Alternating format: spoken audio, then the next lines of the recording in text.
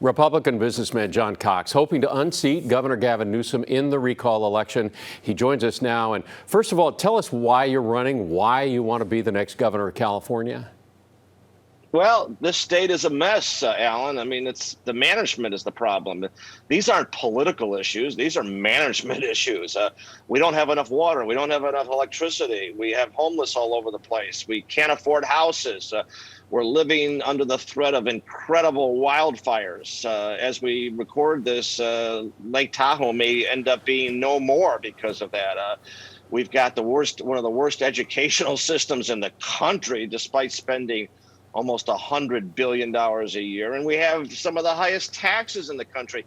The good news, though, Alan, is that, I'm a businessman. I've been running a business for 40 years successfully by solving problems. And these are all management issues that can be fixed. We just got to get the right person in to fix them. I mean, the present guy is just making each one worse. And he harps on and on about climate change and diversity and social justice.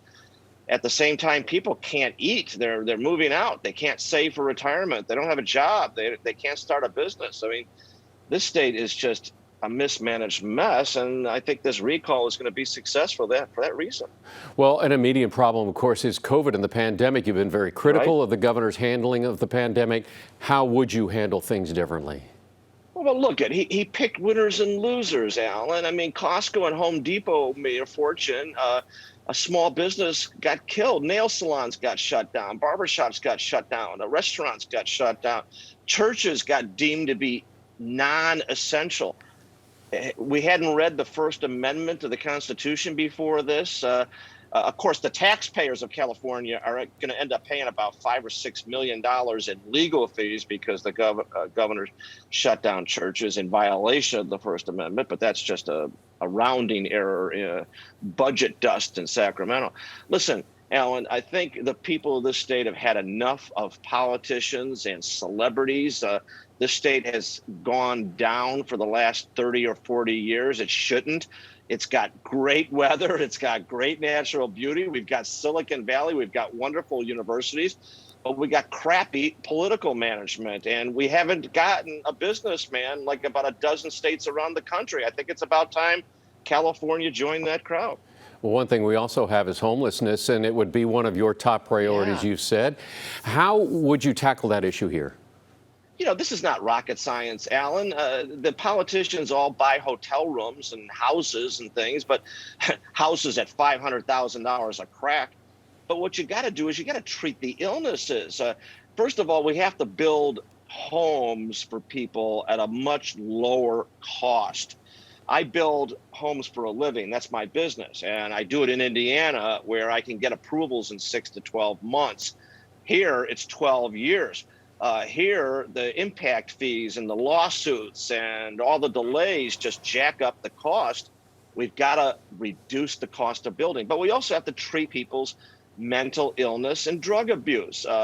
Britney Spears didn't need a conservator. But I'll tell you what, there's a bunch of people living on the street, shooting up drugs or drinking alcohol to excess, who are living in their own filth. They need a conservator probably. We may have to force people to get that kind of treatment, but that's, I think, what a compassionate society does, Alan. A compassionate, intelligent society doesn't just let people pitch a tent anywhere they want and just live on the street without any showers or toilets. We need to get some compassion going here. I want to talk about taxes, too. You proposed a 25% income tax cut. Tell us about the plan. Well, a middle-class taxpayer in California pays at a rate of 9.3%, Alan. That's more than twice what a millionaire pays in Colorado. And by the way, it's not like our sales taxes are all that cheap. Or, we have the highest gas taxes in the country, but our roads are an absolute mess with all the potholes. You've got taxes on just about everything, including corporate taxes. But of course, the politicians all like to hand out benefits. Netflix is trying to get a benefit of some film credits that they can roll over. Do you think it's a coincidence that Reid Hastings gave $3 million to the anti-recall committee? We've got the best government, Alan, money can buy. And it's because these wealthy corporations and businesses can all buy politicians like Gavin Newsom, but they don't get held accountable. I'm a CPA, Alan. I'll be the only CPA in the country who's a governor at this point in time. And I'm going to go through this budget with a fine-tooth comb. We're going to do zero-based budgeting. We're going to audit every single state agency. We're going to eliminate a bunch of these boards and commissions that are just stopping places for politicians after they retire. We're going to cut the waste, the ineffective and unproductive spending. And that's a good chunk of what we're going to do in terms of reducing taxes for people. And then we're going to get this economy growing even more, and that'll produce more revenues as well. So if you cut taxes and you want to fix all these things, how are you going to pay for the fixes? When you cut the rates, Alan, believe it or not, what ends up happening, and it's happened several times, JFK, who was one of my heroes, John F. Kennedy, cut the top tax rates, and guess what? The economy boomed and you got more revenue, not less. What we're doing now, Alan, is driving income and producers out of the state. Elon Musk has left this state. Charles Schwab has left the state. Apple, you think they're still based here, but they're really not. They're based in Austin now. Intel is building a big fab in Phoenix, not California. We've got to make it so that businesses stay here and we get businesses back who were birthed here. That's the rising tide that will lift all boats, Alan. And, you know, these politicians think that you can just keep taxing and taxing and taxing and people aren't going to care about it. Well, guess what? They do care about it, and they vote with their feet and they leave this state. I want people to stay here and make sure that they contribute to the California dream. Well, one thing about the dream that's changing is being affected by climate change. How do you feel about the aggressive policies we have and what you would do differently?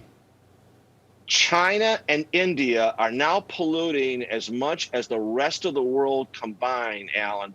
I'm all for fixing the global pollution environment, but which we would do a lot better if we could get our natural gas developed in America and ship it off to China and India and get them to stop building dirty, filthy coal plants. What we should also do, by the way, is have an Air Force that is going to get these fires put out before they become infernos. I mean, are you looking at the Dixie Fire and the Caldor fire that's almost destroying South Lake Tahoe right now? These fires are dumping so much carbon into the atmosphere. Oh, but the politicians get to run around saying, oh, gee, we've got clean energy in California. You're paying $6 for gasoline. Don't you feel good about that? At the same time, China and India are dumping prodigious amounts of carbon into the atmosphere. How stupid do they think that these politicians think we are, Alan? Let's do something about what China and India are doing. Let's get them cheap natural gas so they stop burning coal. And let's let middle-class families in California pay reasonable amounts for gasoline and electricity. I want to go back to the wildfires and something you mentioned, your plan to fight the wildfire threat. That's a giant Air Force? Tell me more about that. Well, think about it. We have satellites that are going all across the earth every single minute. They're probably looking at us right now, Alan, and they can see what we're wearing, for crying out loud. So these satellites can spot a fire in a flash. Wouldn't it be a wonderful thing if we had a whole bunch of fleet of airplanes at the moment's notice you see a smoke, you send 20 or 30 of them in there with tanks full of water or retardant, and you put these things out before they turn into infernos? You know, once they get going, once they start burning all the dead trees and all the other brush in the forest, good night, nurse. I mean, there's going to be a huge fire. And look at the Dixie Fire right now, the largest in history. Meanwhile, though, the politicians like Gavin Newsom just throw up their hands and they tell everybody, oh, gee, it's climate change. We can't do anything about it. Really? Let's stop building that ridiculously over budget and behind schedule train in the Central Valley that maybe 3 people are going to ride. And let's take that money and buy a fleet of airplanes so that we can actually prevent these fires from turning into the raging infernos that drive up our insurance rates, kill our firefighters, and destroy homes. I mean, this is just mismanagement in the extreme. Well, I want you to be able to tell voters your words. Why do you deserve to be the next governor of California?